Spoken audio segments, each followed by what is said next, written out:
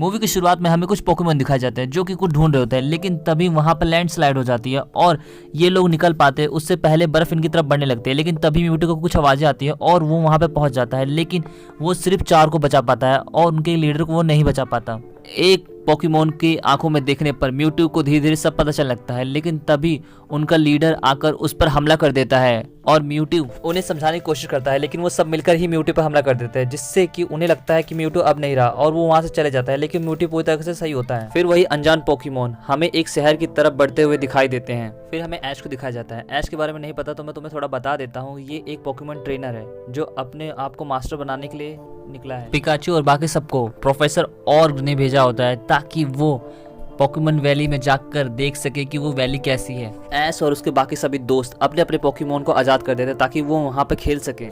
Eric जब उन्हें valley दिखाने जा रहा था तभी उसे कुछ दिखाई देता है, लेकिन वो उसे इग्नोर कर देता है। फिर हमें ऐश को दिखाया जाता है जिसके पास वही पोकेमोन खड़ा होता है। ऐश उस पोकेमोन पे खड़ा होकर उससे बात करने लगता है, लेकिन तभी वो ऐश को उस वैली की सैर कराने लगता है। वो उससे माइंड टू माइंड बात करता है। वो कहता है कि मुझे घर जाना है। तभी उसके बाकी साथी भी वहाँ पे आ जाते हैं। ऐश उस पोकेमोन को घर तक पहुँचाने के लिए वादा करता है, लेकिन तभी वो रेड लीडर वहाँ पे आ जाता है। वो जब उसे सहला रहा होता है तो उसके लीडर को लगता है कि वो उस पर हमला कर रहा है, इसलिए वो उस पर सीधा हमला ही कर देता है। पिकाचू भी उसका सामना करने की कोशिश करता है, लेकिन वो उसके सामने कुछ ज्यादा देर टिक नहीं पाता। पिकाचू घायल हो जाता है, लेकिन वो रेड लीडर अपने साथियों को एक साथ हमला करने के लिए ऑर्डर देता है, जिस पर वो ऐश पर हमला करने वाले होते हैं कि तभी वहां पर म्यूटू आ जाता है। म्यूटू उस हमले को रोक देता है, लेकिन वो लोग फिर से वहां से निकल जाते हैं।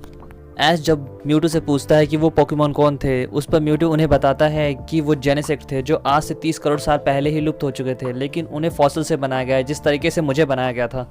जेनेसेक्ट अपने पुराने घर को ढूंढने की कोशिश कर रहे हैं, लेकिन जो चीज़ उन्हें खतरनाक लगती है उन्हें वो खत्म करते हुए चले जाते हैं। ये कहकर म्यूटू वहां से चला जाता है। ऐश जब एरिक से बात कर रहा होता है तो उसे वही लोटस दिखाई देते हैं, जिस पर एरिक उसे बताता है कि यह एप्शेंशिया नाम की एक जगह से लेकर आए जो कि बहुत पुराने लोटस हैं। फिर हमें जेनेसेक्ट दिखा जाता है जो कि वैली में रहते हुए सभी पोकेमोन पर हमला कर रहे थे, लेकिन तभी टोटोडाइल उन पर जवाबी हमला करता है। जेनेसेक्ट की वजह से पावर प्लांट में खराबी जाती है, जिससे कि पूरे शहर की लाइट फ्लक्चुएट करने लगती है। फिर हमें ऐश को दिखाया जाता है, उसका पोकेमोन वहाँ पे आता है जो कि पिकाचू को अपने साथ ले जाने लगता है। हमें टोटोडाइल को दिखाया जाता है जो कि अभी भी उनसे लड़ रहा होता है, लेकिन वो घायल हो जाता है। ऐश और उसके बाकी साथी जब वहाँ पे पहुँचते हैं तो जेनेसेक्ट उस पर हमला करते हैं, इसलिए उनको वहाँ से लौटना पड़ जाता है। एरिक उन्हें दूसरे रास्ते से पोकेमोन हिल्स में ले जाता है, वहाँ पर उन्हें जनरेटर खराब मिलता है। फिर हमें म्यूटू के बारे में कुछ बताया जाता है। म्यूटू की मदद कुछ पोकेमोन्स ने की थी, तब से उसने डिसाइड कर लिया था कि वो सारे पोकेमोनों की रक्षा करेगा। जेनेसेक्ट के बारे में जब म्यूटू को पता चलता है कि वो सब पर हमला कर रहा है तो वो सीधा वहाँ के लिए निकल जाता है। यहाँ पर ऐश और बाकी सबको वही जेनेसेक्ट वापस मिलता है। एरिक यहाँ पे बताता है अगर स्टेबलाइजर स्टेबल नहीं हुए तो यहाँ पर बहुत बड़ा ब्लास्ट होगा। तभी वहाँ पर टोटोडाइल भी आ जाता है। टोटोडाइल सीधा जेनेसेक्ट पे हमला करता है, लेकिन वो फेल हो जाता है, लेकिन म्यूटू से बचा लेता है। फिर रेड जेनेसेक्ट और म्यूटू आपस में लड़ाई करने लगते हैं, लेकिन वो दोनों बहुत ही तेज और शक्तिशाली होते हैं। वो हवा से भी तेज एक दूसरे पे हमला करने लगते हैं।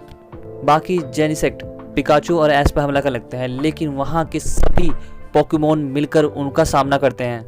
दोनों ही टीम बहुत ही बहादुर साथ लड़ रहे होते हैं, लेकिन इस लड़ाई को देखकर बीच में जब ऐश आने की कोशिश करता है तो वो जेनेसेक्ट आकर बीच में ही खड़ा हो जाता है, जिससे कि वो ऐश को तो बचा लेता है, लेकिन वो घायल हो जाता है। लेकिन वो जेनेसेक्ट अभी भी लगातार उन पर हमला कर रहे होते हैं, पर म्यूटू इस बार उनको रोकता है। म्यूटू और जेनेसेक्ट इतनी तेज लड़ रहे होते हैं कि बाकी लोग तो उसे देख भी नहीं पा रहे थे।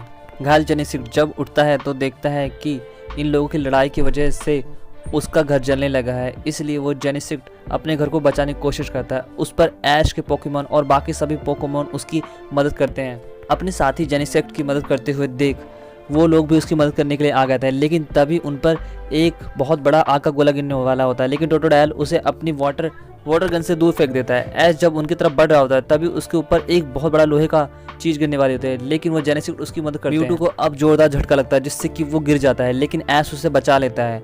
फिर म्यूटू उसकी पूरी ताकत का इस्तेमाल करके जेनेसेक्ट को लेकर ऊपर की तरफ जाने लगता है। वो जेनेसेक्ट को सीधा स्पेस में ले जाता है, वहाँ पर उनकी दोस्ती हो जाती है, लेकिन आते टाइम उनका बैलेंस बिगड़ जाता है और वो गिरने लगते हैं। बाकी सभी मिलकर उसे बचाने की कोशिश करते हैं और उनके गिरने से पहले एक वाटर बलून बनाकर उसे बचा लेते हैं। म्यूटू को ऐश और जेनेसेक्ट को टोटोडाइल पानी से बाहर निकालता है। जेनेसेक्ट पानी से बाहर आने के बाद सभी पोकेमोन से अपने किए के लिए माफी मांगता है। ऐश सभी जेनेसेक्ट को एसेंशिया ले जाता है ताकि वो अपना घर बसा सके फिर से। तभी वहाँ पे म्यूटू आता है और दोस्ती का हाथ बढ़ाता है, जिसे ये सब भी एक्सेप्ट कर लेते हैं और इसके बाद ये मूवी यहीं खत्म हो जाती है।